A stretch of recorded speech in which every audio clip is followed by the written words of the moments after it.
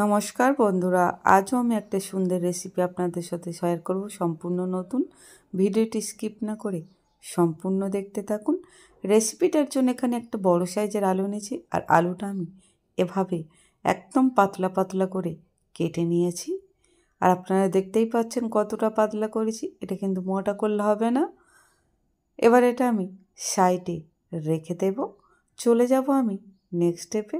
দিয়ে দেব কড়াইতে পরিমাণ মতো সরিষার তেল, আর এখানে অ্যাড করে দেব সামান্য পেঁয়াজ কুচি।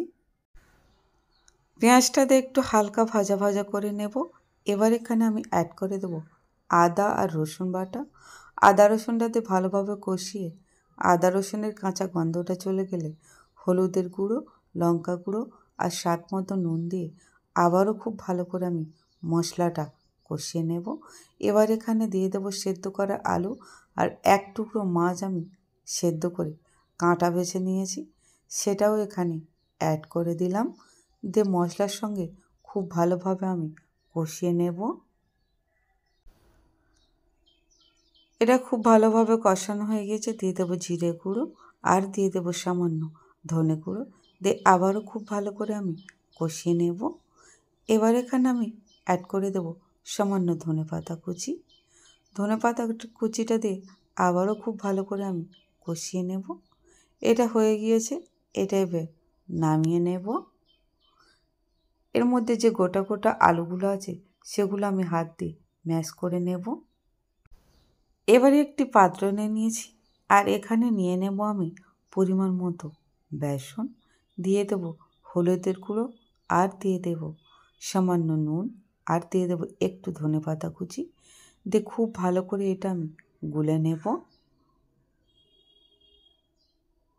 এটা খুব ভালো করে আমি গুলে নিয়েছি।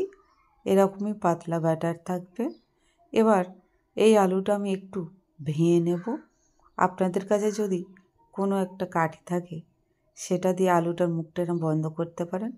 আমার কাছে কোনো কাঠি নেই, তাই আলুগুলো আমি একটু হালকা ভেঙে ভেঙে মুচড়ে দেব, যাতে এটা বানাতে আমার সুবিধা হয়। এভাবে প্রত্যেকটি আলুর মধ্যে পুরগুলো আমি অ্যাড করে দেব। আর আপনারা দেখতেই পাচ্ছেন আমি কিভাবে দিয়েছি। এবার কড়াইতে দিয়ে দেব পরিমাণ মতো সাদা তেল। আমি কিন্তু আলুটা একটু ভেঙে নিয়েছি, তাই জুড়ে আছে। আপনারা যদি আলুটা না ভাঙেন কাঠি দিয়েও এর মুখটা বন্ধ করতে পারেন। এভাবে প্রত্যেকটি আলু আমি ব্যাটারের মধ্যে দিয়ে তেলের মধ্যে অ্যাড করে দেব। আর এটা সত্যি একটা নতুন রেসিপি, আর এটা খেতে কিন্তু ভীষণ ভালো লেগেছে।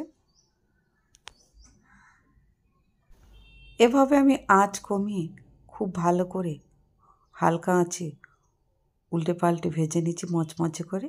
একইভাবে আমি বাকিগুলো ভেজে নেব। এভাবে আমার সবগুলো ভাজা হয়ে গিয়েছে। আমার আলুর স্ন্যাক্স রেডি। আর ঠিক কতটা লোভনীয় হয়েছে দেখুন বন্ধুরা। আমার এই রেসিপিটা আপনাদের কেমন লাগলো তা অবশ্যই কমেন্ট করে জানাবেন বন্ধুরা। রেসিপিটি ভালো লাগলে লাইক, কমেন্ট, শেয়ার, সাবস্ক্রাইব অবশ্যই করবেন, আর বেশি বেশি করে শেয়ার করে দেবেন। ভালো থাকবেন, সুস্থ থাকবেন। ধন্যবাদ।